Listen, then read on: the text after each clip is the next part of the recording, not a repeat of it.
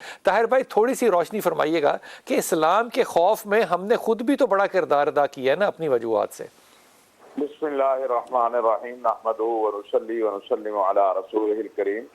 بلال بھائی یہ ہم نے ہی خوف پیدا کیا ہوا ہے، دنیا نے تو نہیں کیا. ہم نے اپنے رویوں سے یا ان لوگوں نے جو اسلام کا نام استعمال کرتے ہیں اپنے متشدد رویوں کے لیے، وگرنہ تو اسلام سلامتی کا دین ہے، امن کا دین ہے، انسانیت کا دین ہے.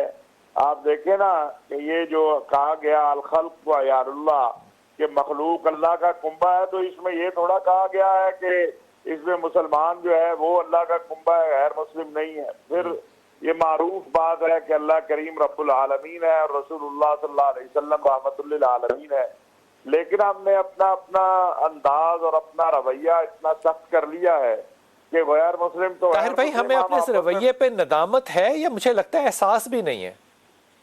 میں تو بڑا نادم ہوں، اور میں آپ کو بتاؤں ہم اسی لیے سارے عمل سے، میں بلال بھائی آپ کے اس پروگرام میں ہے تو یہ موضوع نہیں، پھر کسی وقت آپ سے گزارش کروں گا، لیکن صرف میں آپ کو یہ بات عرض کر دوں کہ ایک مسجد میں ایک ہفتے میں 10-15 کیس ہیں آپس میں میاں بیوی کی لڑائی کے، ماں باپ بیٹے کی لڑائی کے. تو یہ کوئی یہودی یا نصرانی تو آگے یہاں یہ رویہ نہیں نہ پھیلا رہے، یہ تو ہمارے اپنے رویے ہیں.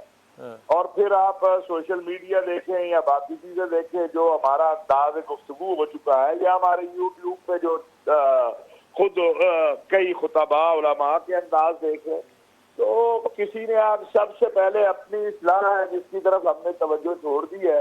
ہم دوسروں کو ٹھیک کرنا چاہتے ہیں، خود ٹھیک نہیں ہونا چاہتے.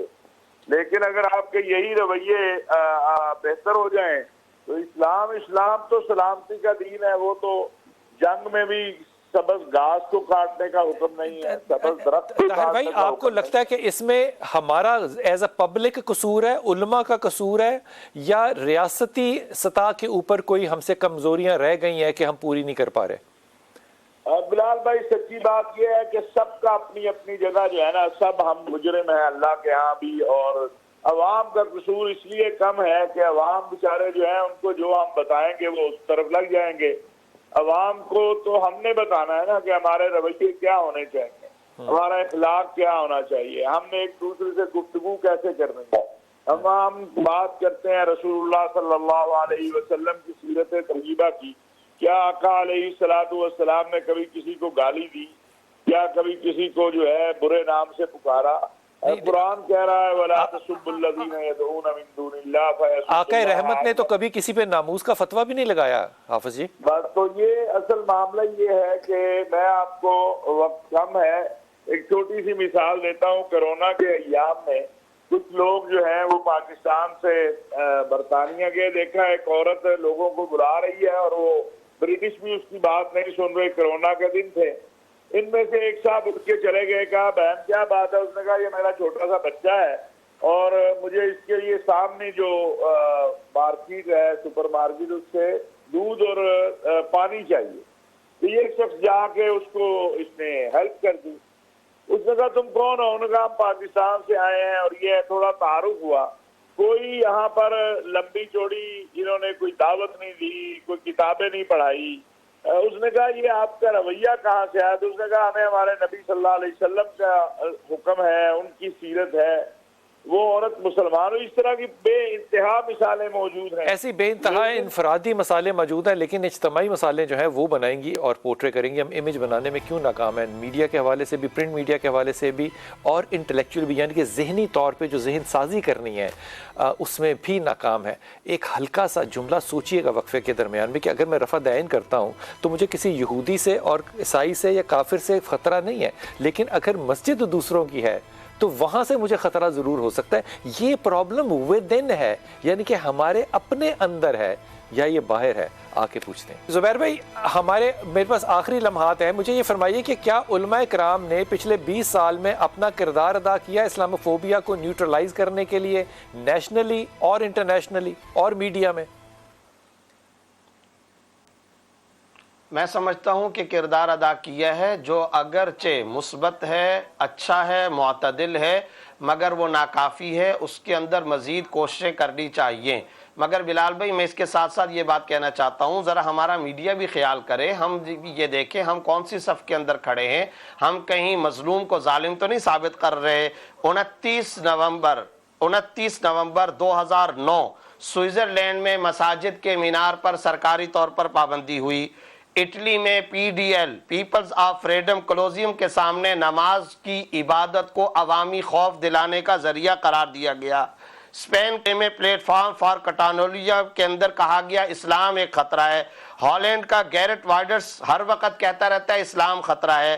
نیوزی لینڈ میں 2019 میں 2 مساجد پر حملے کر کے 50 نمازیوں کو شہید کر دیا گیا۔ کینیڈا کے اندر مسلمان مارے گئے۔ فرانس میں سرکاری سطح پر رسول اللہ صلی اللہ علیہ وسلم کی توہین ہوئی ہے۔ گارجین 20 جون 2016 کی رپورٹ یہ ہے کہ صرف امریکہ میں بلال بھائی 74 گروپ کام کر رہے ہیں جن کا ایک ہی مقصد ہے کہ مسلمانوں کا ڈر پیدا کیا جائے اور مسلمانوں کے خلاف نفرت کے جذبات کو فروغ دیا جائے۔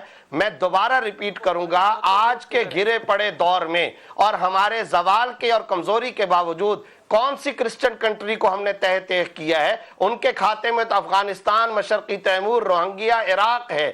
ہم نے کس ملک کو ختم کیا؟ ہم نے کس کی مذہبی کتاب کی توہین کی؟ ہم نے کس کے ملت کے نبی کی توہین کی ہے؟ وہاں سرکاری سطح پر توہینیں ہو رہی ہیں، اذان کے اوپر بندش، محمد کے نام پر بندش، عربی نام پر بندش، ان کو مروہ مصری شربینی کے حجاب پر اعتراض ہے، عافیہ صدیقی کو وہ گرفتار کیے بیٹھے ہیں، بچوں کی تصویریں تک نہیں دیکھنے دیتے۔ یہ سارے کے سارے مسائل ہیں، تو ہمیں کم از کم یہ دیکھنا چاہیے۔ ٹھیک، آپ کا پیغام آ گیا طارق بھائی۔ جی، بنیادی طور پہ ہمیں سب سے پہلے یہ بات سمجھنے کی ضرورت ہے، جیسے میں نے ابتدائی گفتگو میں یہ بات بتائی کہ اسلام سے خوف کم ہے اور اسلام کے غالب آنے سے خوف زیادہ ہے۔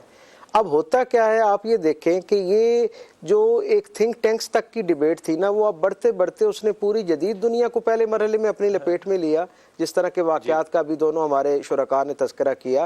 ایک درجہ آگے بڑھتے بڑھتے اب یہ آگ جو ہے وہ ہماری نوجوان نسل تک، اور وہ ہماری نوجوان نسل تک سوال کی شکل میں، شک کی شکل میں، تشویش کی شکل میں پہنچنا شروع ہو گئی ہے کہ کہیں واقعی ہم جابر تو نہیں۔ جی ہاں، کہ کہیں واقعی ہمارا جو اصل ہے وہ اس کا خمیر شدت سے تو نہیں کہیں اٹھتا ہوا نظر آتا۔ حالانکہ دوسری طرف آپ یہ دیکھیں کہ اسلام جس کا نام ہی سلامتی کا مذہب ہے، اور میں ہمیشہ یہ بات کہا کرتا ہوں کہ ایک ایسا دین جو مردوں کے پاس سے گزرتے ہوئے ان کے قبرستان میں موجود لوگوں پر بھی سلامتی کا پیغام پہنچائے، وہ زندوں کے لیے کس درجے کی سلامتی اور امن اور آشتی کا پیغام اپنے اندر رکھتا ہوگا۔ یقیناً اس کے پیچھے میں یہ سمجھتا ہوں، جیسے ابھی بات کر رہے تھے ہمارے احباب، کہ محراب و منبر نے کسی درجے کی ذمہ داری تو پوری کی ہے، لیکن ہمارے ہاں ایک تو اس پہ جتنی بات ہونی چاہیے تھی، میں سمجھتا ہوں ابھی بھی اس انداز میں، اس سنجیدگی اور اس انہماک کے ساتھ، اس تسلسل کے ساتھ بات نہیں ہو رہی۔ اس کا سبب کیا ہے؟ جب کوئی انسیڈنٹ ہوتا ہے، جب ہمارے جذبات کو ٹھیس پہنچتی ہے، جب رسول رحمت صلی اللہ علیہ وسلم کی پاکیزہ زندگی، آپ کے اسوے، آپ کے کردار کے حوالے سے کوئی کمزور بات ویسٹ میں ہوتی ہے، تو ہم فوراً ریئیکٹیو ہو کے باہر سڑکوں پر نکلتے ہیں، احتجاج کرتے ہیں، محراب و منبر سے صدا بھی بلند ہوتی ہے۔ یہ سارے فطری رویے اور ان کی اکثر نفی نہیں کی جا سکتی، لیکن میں سمجھتا ہوں زیادہ بامقصد بات یہ ہے کہ جن دلائل کو بنیاد بنا کر لوگوں کا ذہن خراب کیا جا رہا ہے، ان دلائل کو ایڈریس کیا جائے۔